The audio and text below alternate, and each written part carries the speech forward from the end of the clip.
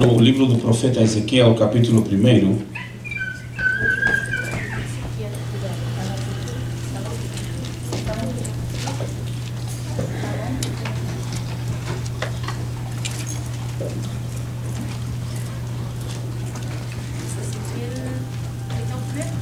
Ezequiel, capítulo 1, versículo 28. Depois, capítulo 2, versículos 1 e 2.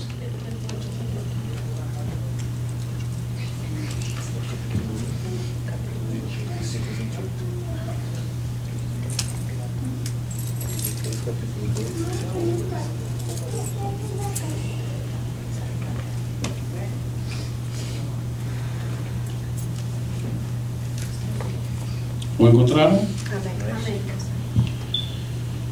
Como o aspecto do arco que aparece na nuvem no dia da chuva, assim era o aspecto do resplendor em redor. Este era o aspecto da semelhança da glória do Senhor. E vendo isso, caí sobre meu rosto e ouvi a voz de quem falava. Capítulo 2, versículos 1 e 2.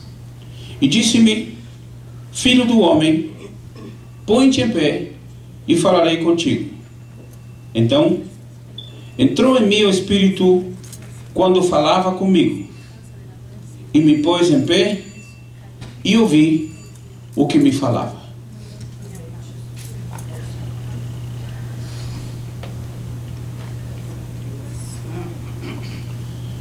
Esta passagem bíblica nos fala de uma situação quando o povo de Israel enfrentava momentos muito difíceis. Estava no cativeiro, longe da sua pátria, não podiam praticar a sua religião, estavam oprimidos, e havia uma situação muito deplorante, muito triste, porque estar preso no cativeiro, longe da sua pátria, longe dos seus costumes, sem ter nenhuma oportunidade de poder se comunicar, se alegrar, festejar, havia uma tristeza total. Deus levantou Ezequiel, este profeta, para poder, não diríamos reanimar o povo, mas para poder lembrar ao povo de Israel que as promessas de Deus nunca se terminam, nunca falham. As promessas de Deus, quando Deus promete alguma coisa, Deus vai cumprir. Deus havia falado para o povo de Israel que se eles eram obedientes ao Senhor, teriam bênçãos, teriam sucesso, teriam vitória e teriam a bênção, ou seja, a presença de Deus com eles. Por outro lado, se eles se afastassem de Deus, desobedecessem e entrassem no pecado, Deus iria permitir que eles fossem para o cativeiro, ficar longe da sua terra, longe daquilo que é próprio, e ficar preso. O povo de Israel já estava quase no finalzinho deste cativeiro. Ezequiel, um homem com uma profunda experiência espiritual, ele, estando preso, ele vai caminhando pelo rio, perto do rio, ou seja, ao lado do rio Quebar. E ele vai caminhando, possivelmente estava pensando, meditando nas coisas do Senhor. Talvez ele estava caminhando perto do rio para poder se afastar das reclamações do povo, dos lamentos das pessoas, das tristezas de muitos, e poder meditar sozinho ali perto do rio, falando com Deus. De repente ele teve uma visão.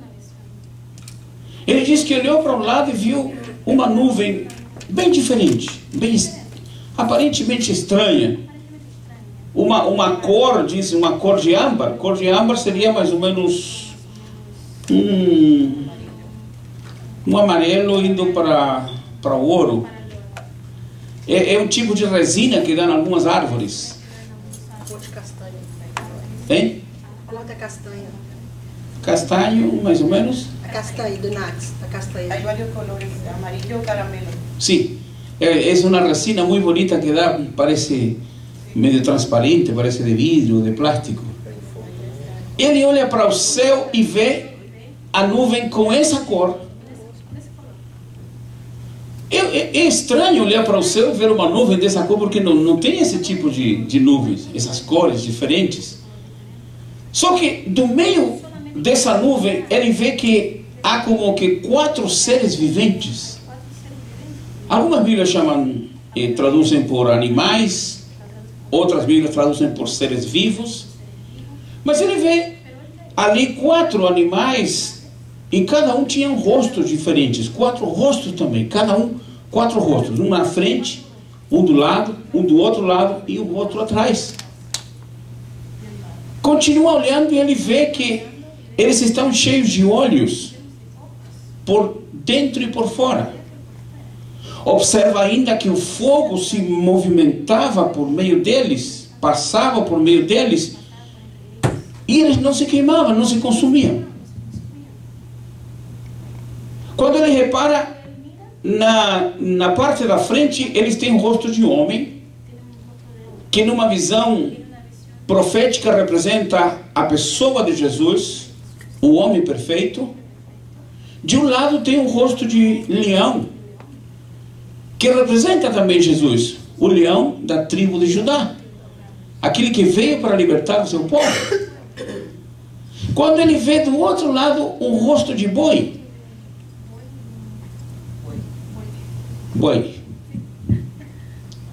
o marido da vaca, o rosto de boi. E esse rosto de boi representa o sacrifício, representa a entrega, representa a devoção do Senhor por seu povo, porque ele veio para entregar a sua vida. E de trás ele vê o rosto e vê o rosto de uma águia, que nessa visão da águia também representa Jesus, porque um dia Jesus virá dos céus e como uma águia vai pegar a sua igreja e levá-la para os céus. Amém. E ele fica olhando essa visão que é tão bonita, tão especial. E de repente, quando a visão se termina, ele diz no verso 28, que foi a nossa leitura, como o aspecto do arco que aparece na nuvem no dia da chuva. Ou seja, o arco-íris. Assim era o aspecto do resplendor em redor, ou seja, o resplendor que havia ao redor de tudo isso. Este era o aspecto da semelhança da glória do Senhor. Não é que era a glória. O aspecto da semelhança, parecido, igual. Em espanhol é semejante. Bem parecido. Da glória de Deus. E ele disse, e vendo isso, caí sobre meu rosto.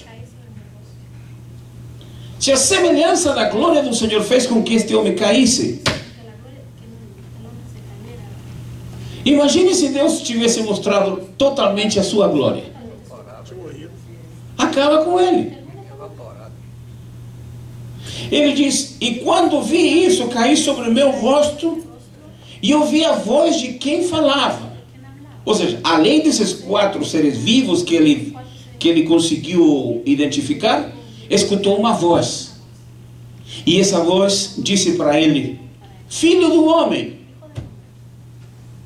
põe-te em pé e falarei contigo. É importante quando nós observamos o mundo espiritual. Às vezes pensamos que para chegar diante de Deus precisamos de coisas muito lindas, muito maravilhosas, muito perfeitas. Irmãos, eu já preguei em templos tão lindos, em templos antigos.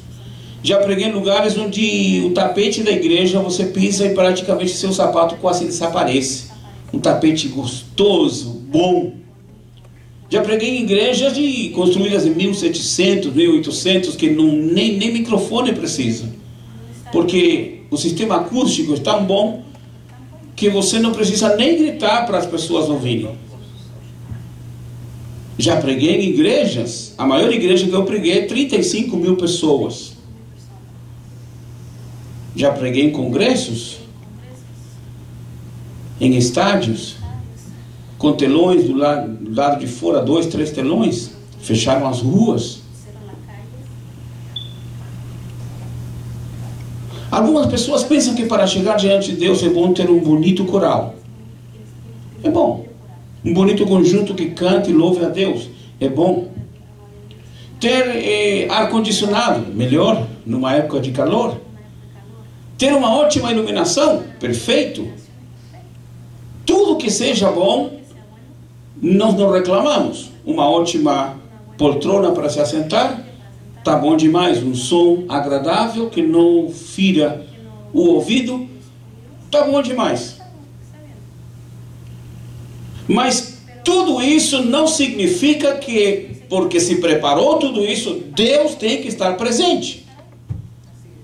O que aconteceu na vida de Ezequiel, ele não estava no templo, não estava numa igreja, não havia um grande coral, não havia um conjunto que cantasse, não havia ar-condicionado, não havia música especial, não havia nada disso. Ele estava caminhando ao lado do rio e ele viu a glória de Deus.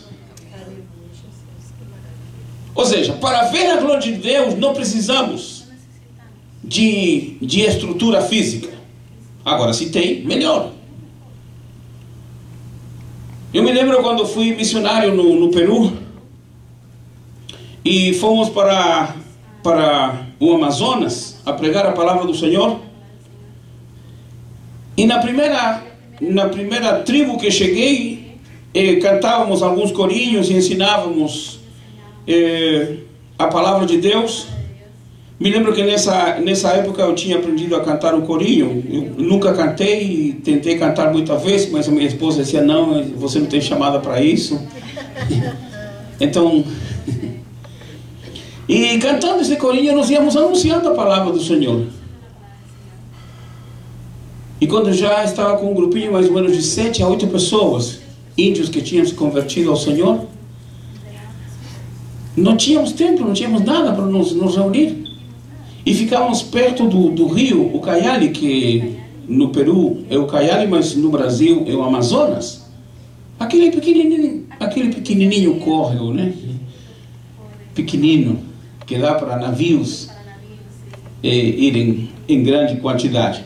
Então, estávamos ali perto do rio Ucayali, debaixo de uma árvore, as pessoas sentadas no chão, e nós ensinando a palavra do Senhor. Mosquitos em grande quantidade.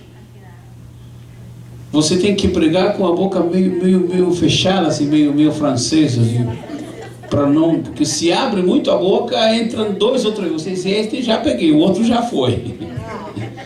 Tem muito mosquito. Mas que lindo quando a gente cantava louvores a Deus debaixo dessa árvore com um calor de matar.